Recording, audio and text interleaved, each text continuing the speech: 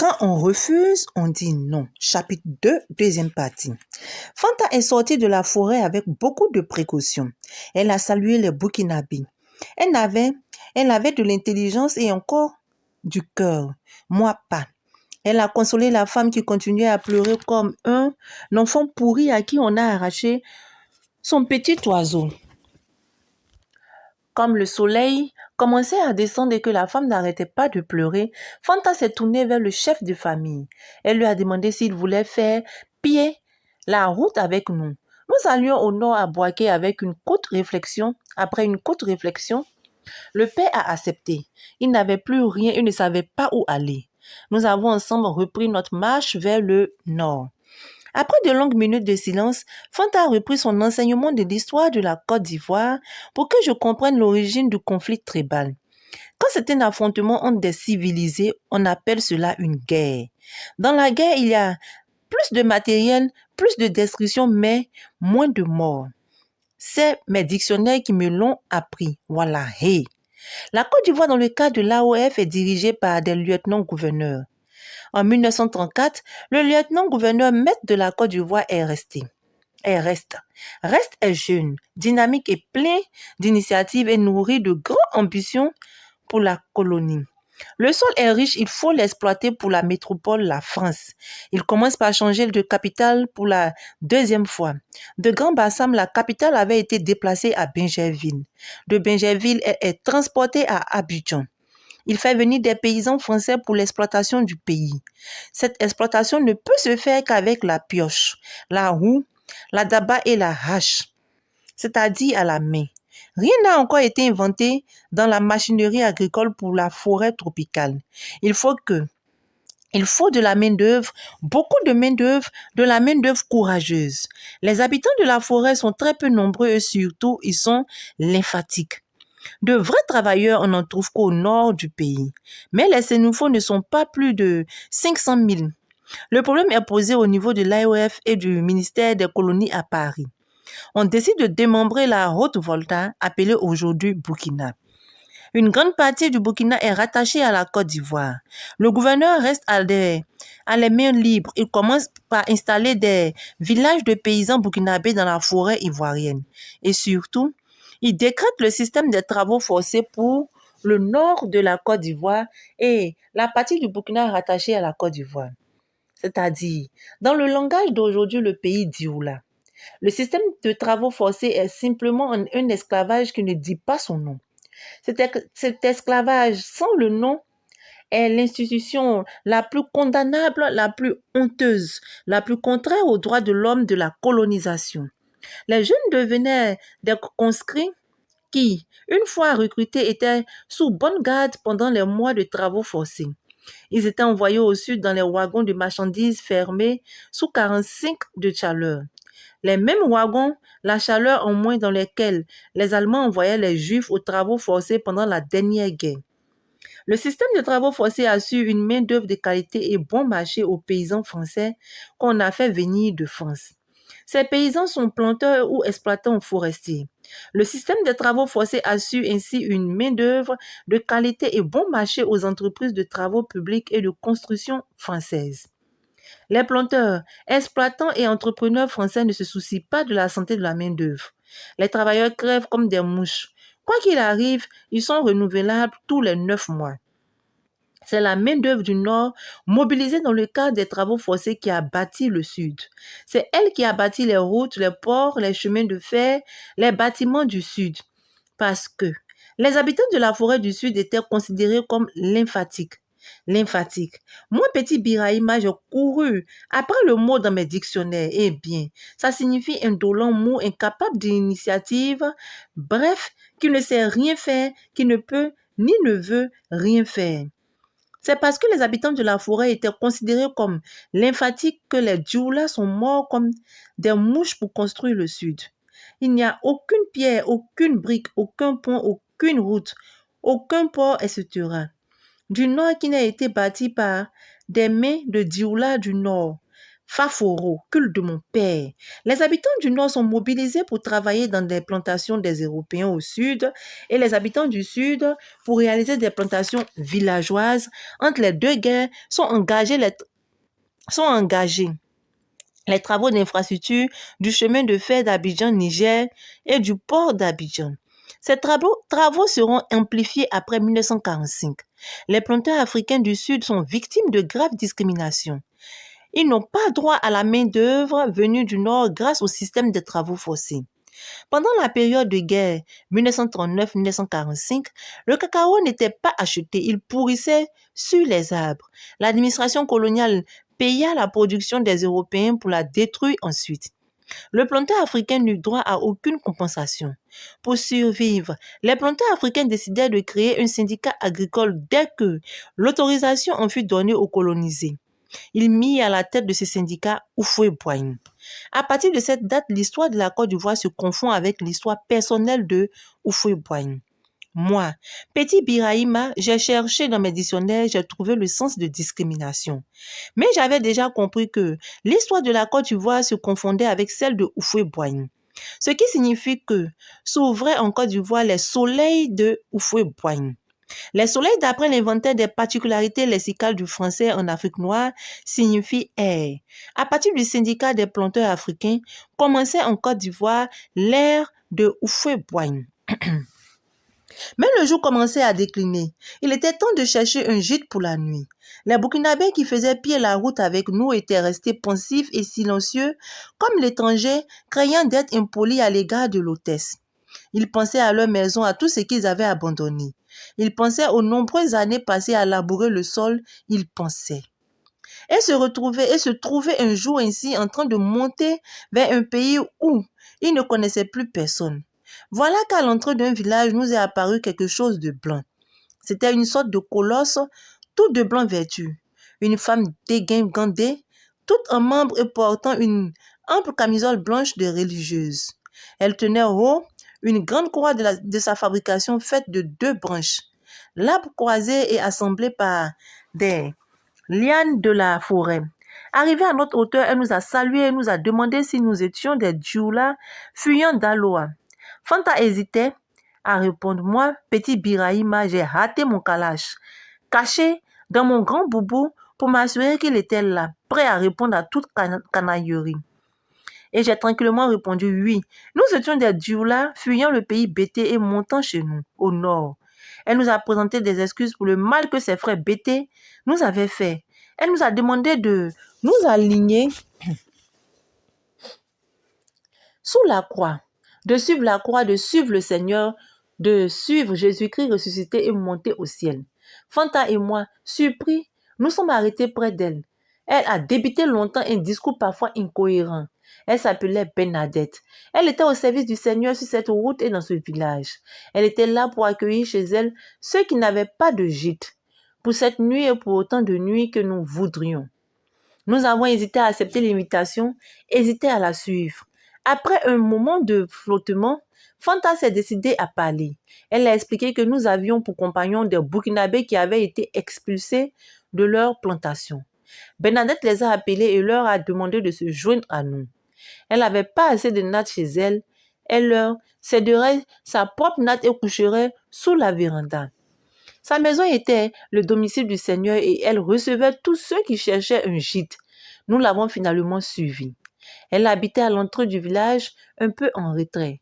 La maison était grande, toute entourée d'un potager qu'elle cultivait. Elle était veuve. Son mari avait été rappelé par le Seigneur. Elle avait eu 5 enfants, 5 qui tous avaient été rappelés par le Seigneur. Elle nous a offert des nattes à nous et à nos malheureux compagnons burkinabés. Elle nous a apporté de l'eau chaude pour la douche et de la nourriture pour le dîner. Ce n'était ni très bon ni très suffisant, mais ça venait du cœur. Toute la nuit, elle a prié le Seigneur pour l'âme de tous les morts, de tous nos morts et des morts bêtés. Elle a prié le Seigneur pour qu'il accorde sa miséricorde à tous ceux qui avaient fait du mal aux bêtés et du mal aux dioula. Le matin au réveil, après notre prière musulmane avec les Burkinabés, nous sommes restés perplexes. Il nous fallait partir. Et comment? Partir sans remercier Bernadette, sans lui demander la route, sans prendre congé. Le soleil était déjà haut dans le ciel, mais notre hôtesse était plongée dans un profond sommeil. Nous avons crié plusieurs fois son nom. Bernadette. Nous l'avons touchée, nous l'avons vigoureusement secouée, rien à faire.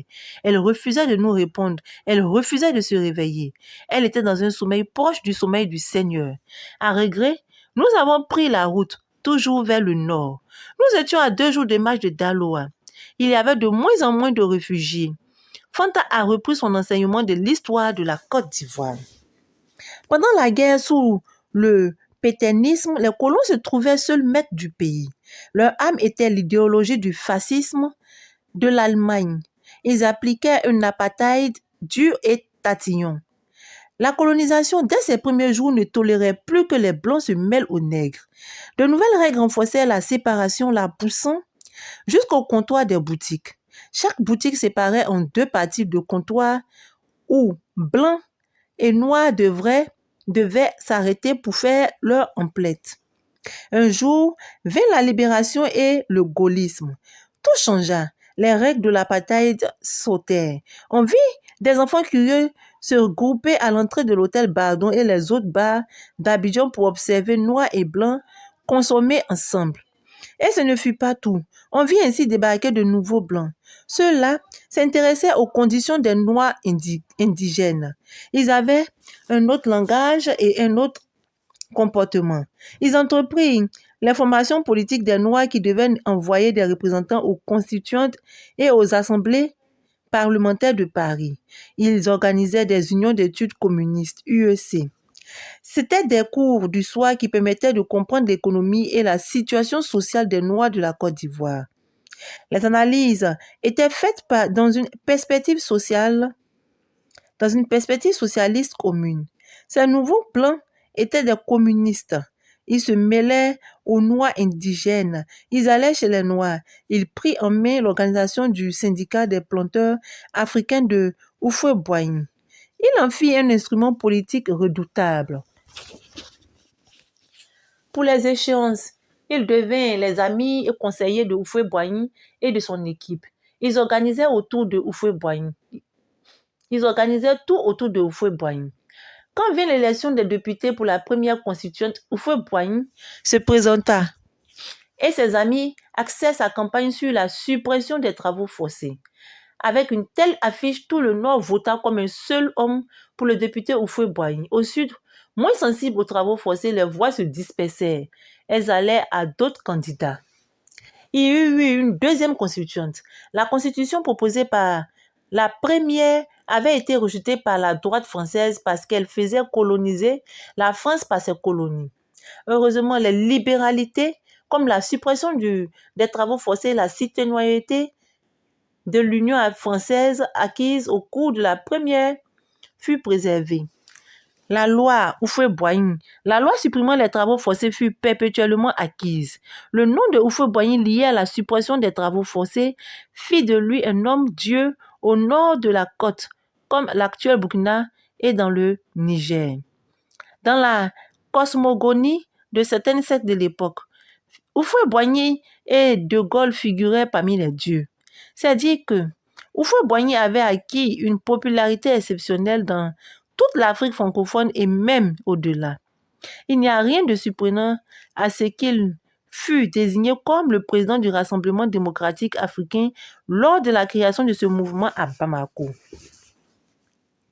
Ce mouvement qui allait jouer un rôle primordial dans l'émancipation de l'Afrique.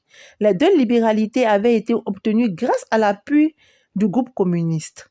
Les compagnons de route des communistes qui étaient Houphouët-Boigny et ses amis conduisirent la grande majorité des intellectuels africains à étudier le communisme, à aimer le communisme, à croire que la seule solution au sous-développement était le communisme.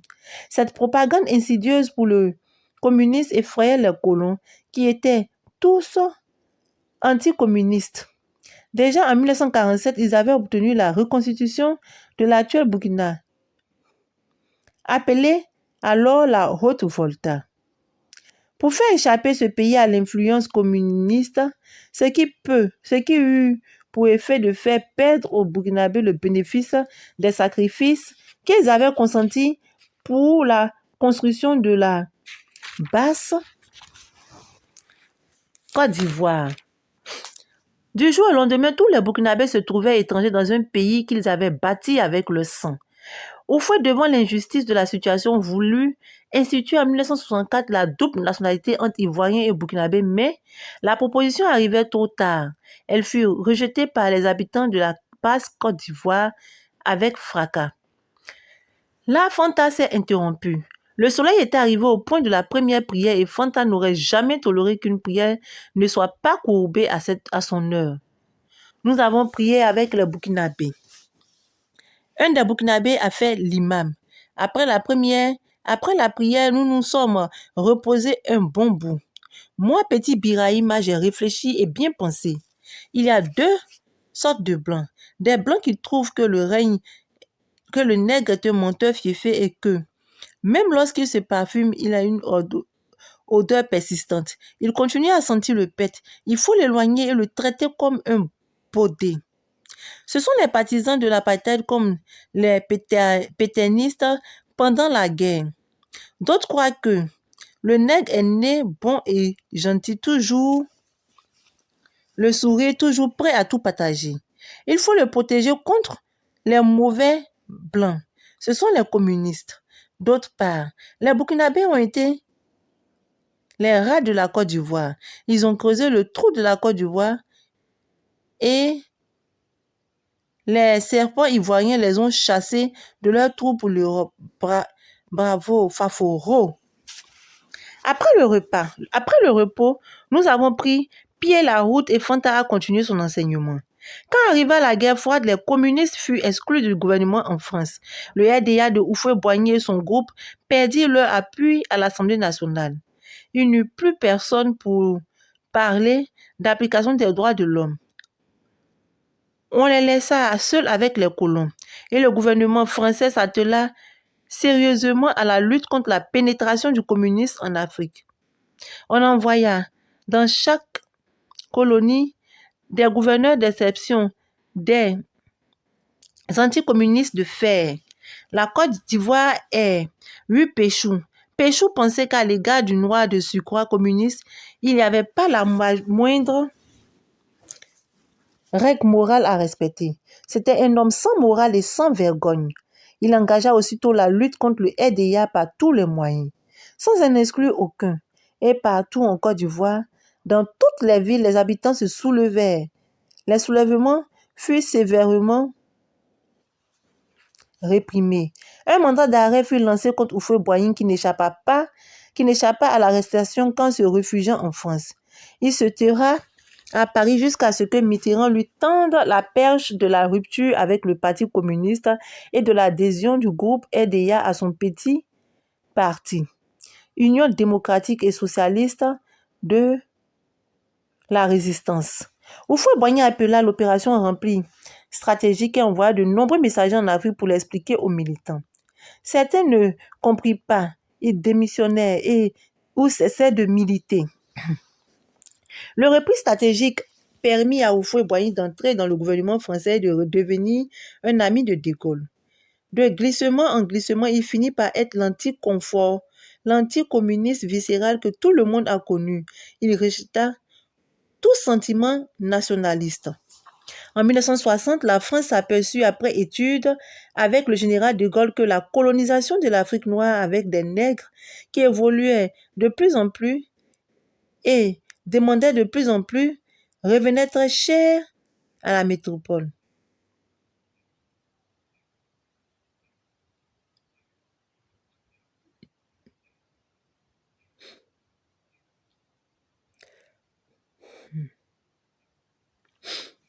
Le repli stratégique permis à Houphouët-Boigny d'entrer dans le gouvernement français et de devenir un ami de De Gaulle. De glissement en glissement, il finit par être l'anticommuniste viscéral que tout le monde a connu. Il rejeta tout sentiment nationaliste. En 1960, la France s'aperçut après étude avec le général de Gaulle que la colonisation de l'Afrique noire avec des nègres qui évoluaient de plus en plus et demandaient de plus en plus revenait très cher à la métropole. Cette colonisation n'était pas indispensable, elle ne se justifiait plus.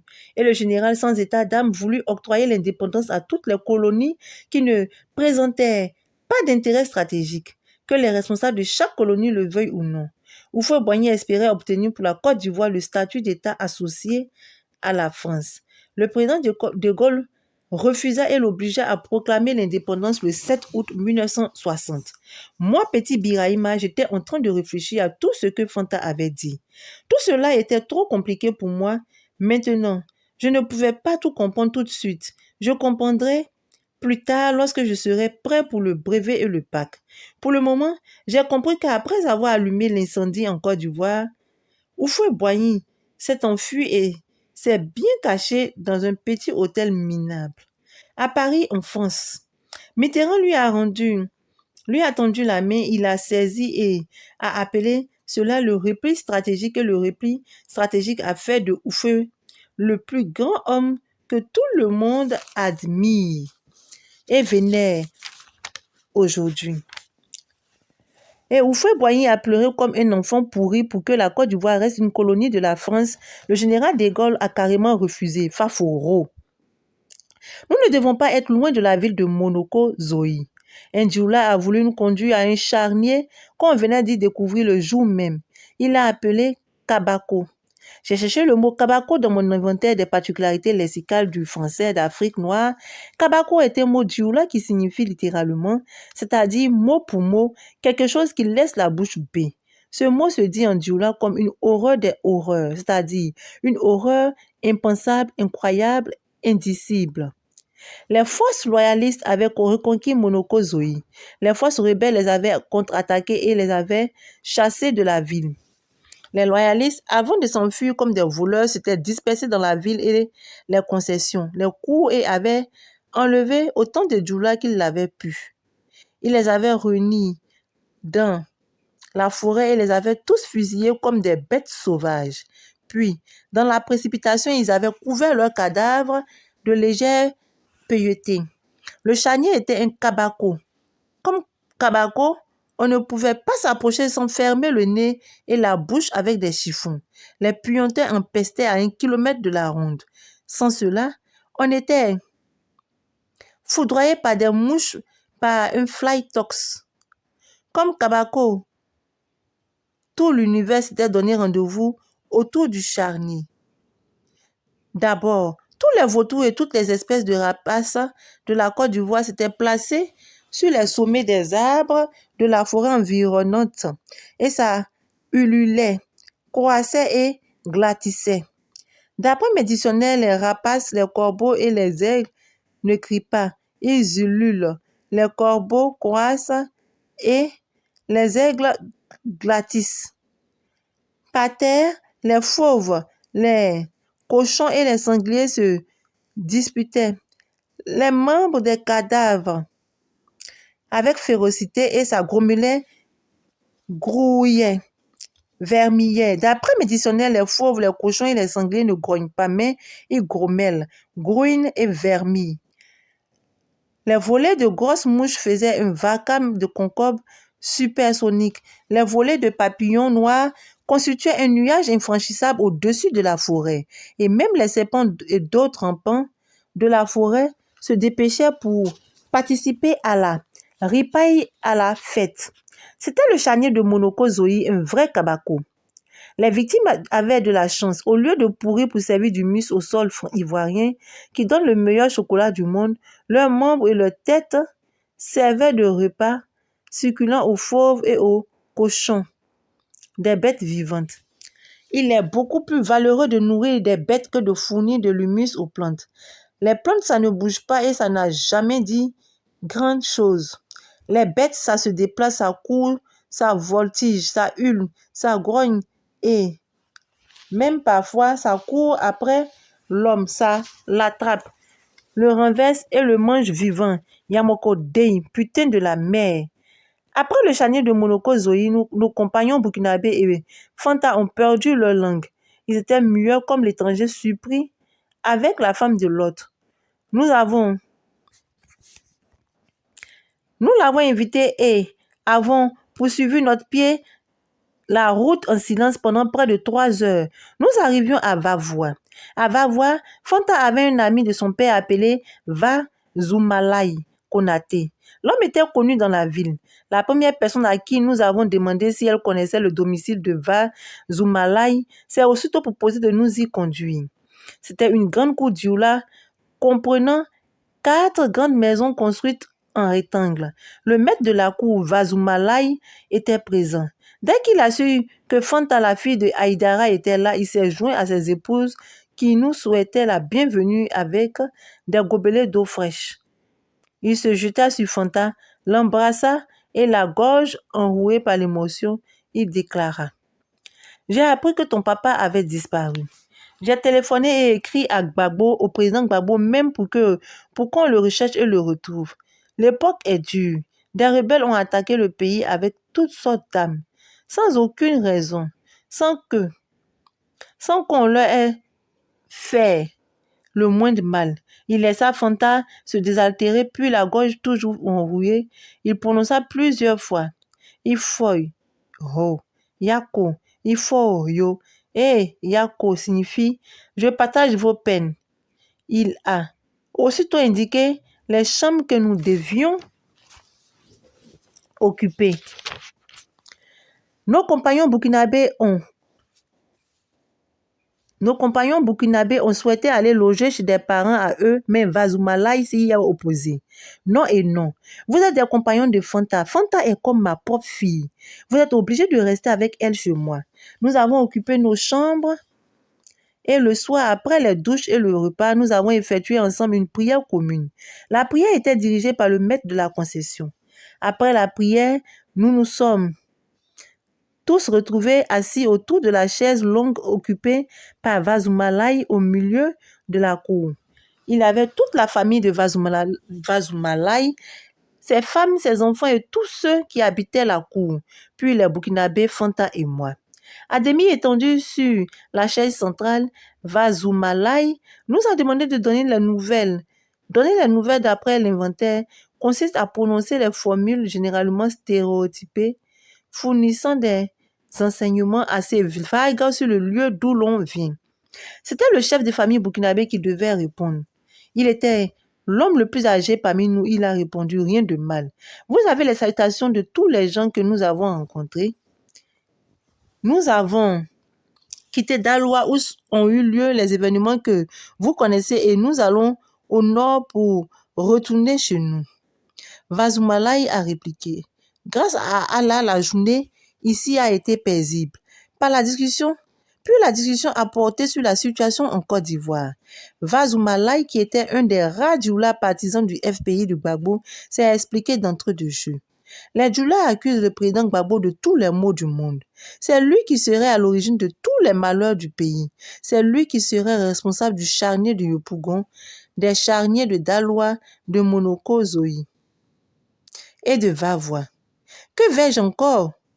Que sais-je encore? C'est lui qui envoie les avions qui viennent bombarder les paisibles villageois sur les marchés. C'est lui qui met sur les routes de Côte d'Ivoire tous les réfugiés. C'est lui qui dirige en personne avec sa femme tous les escadrons de la mort qui sèment tant le désordre. Les escadrons de la mort sont des tueurs d'imams. Que sais-je encore? Oh Djoula, craignez Allah, ne portez pas d'accusations gratuites. Le jour du jugement dernier, vous aurez approuvé ce que vous aurez avancé. Moi, j'étais content, il défendait le président comme moi. Fanta et les Burkinabés paraissaient contrariés. On ne dit pas d'un noir qu'il est rouge de colère, mais Fanta et les Burkinabés étaient visiblement très, très contrariés. Ils avaient peine à contenir leur colère. Pourtant, ils ne disaient rien. Et c'est la première femme de Vazoumalai qui a répondu à son époux. Si ce n'est pas le président Gbagbo qui est responsable, ce serait qui? C'est bien lui qui dirige le pays et jamais il n'y a eu une enquête sérieuse pour arrêter les assassins. Les escadrons de la mort, c'est lui. C'est lui ou sa femme qui dirige les tueurs d'imams. C'est lui qui a commandé les avions pilotés par des mercenaires. Ces avions bombardent les marchés et les villages. C'est lui qui commande les loyalistes qui ont fait le charnier de Yopougon et celui de Monoko Zoï. Gbagbo est un criminel qui doit rendre compte au tribunal international comme Taylor. Vazoumalaï a levé la main pour interrompre son épouse. Il y a eu un instant de silence. Puis le maître de la maison a parlé tranquillement. Moi, Vazoumalaï, je suis un partisan de Gbagbo depuis les soleils de Houphouët-Boigny. L'ère de Houphouët-Boigny et je le resterai tant qu'on ne me démontrera pas qu'il est responsable de tous les crimes dont on l'accuse. Gbagbo a été le seul homme à s'opposer ici à Houphouët-Boigny. Cela lui donne-t-il le droit d'assassiner, a répliqué son épouse. Cela ne donne aucun droit, mais cela oblige ses accusateurs à donner les preuves de ce qu'ils avancent. La discussion s'est poursuivie jusqu'à une heure avancée de la nuit. Les échanges entre Vazoumalaï et son épouse étaient parfois violents. Moi, petit Birahima, j'étais content. Vazoumalaï a répété ce que j'avais dit à Dalo alors que j'étais saoul. Quand la guerre tribale a débarqué dans le pays. Mais il se faisait tard. Après les salutations d'usage, chacun a regagné son lit. Dès le premier chant de coq, dès 4 heures du matin, nous étions tous sur pied. L'heure de la prière du matin est sacrée chez Vazoumalaï. Nous nous sommes lavés à l'eau chaude et avons prié en commun sous la direction du maître de la maison. Nous avons déjeuné en commun à la bouillie de riz au lait vers 6 heures. Puis vint le moment de la séparation. À nos remerciements, Vazoumalaï s'est écrié « Non et non, pas de remerciements. Pour ce qui est fait dans la fraternité et l'humanité, il voulait d'abord nous dire au revoir, mais c'était ravisé. Il a demandé à Fanta de lui passer le sac qu'elle portait sur l'épaule. Je le conserve, a-t-il dit. Je le confisque. Vous êtes obligé de passer une seconde nuit ici pour que je puisse jouir chez moi de la présence de Fanta une seconde journée. Si je vous laissais continuer votre route comme ça, mes amis me le reprocheraient. J'aurais reçu la fille de Youssouf fatiguée et je ne l'aurais pas retenue pour un repos mérité. Nous avons passé une autre nuit à Vavois. Le lendemain matin, au moment de se quitter, Vazoumalaï a déclaré « Vous pouvez jouir de notre hospitalité autant de soi que vous le voudrez. Fanta est ma fille et vous êtes chez vous ici. Prions ensemble pour le retour de la paix dans le pays. » Il a récité des bismillah que nous avons répétés après lui. Qu'Allah qui est au ciel nous gratifie de ses bénédictions. Ainsi s'achève la deuxième partie du chapitre 2. Sur ce, je vous dis bye, à très bientôt.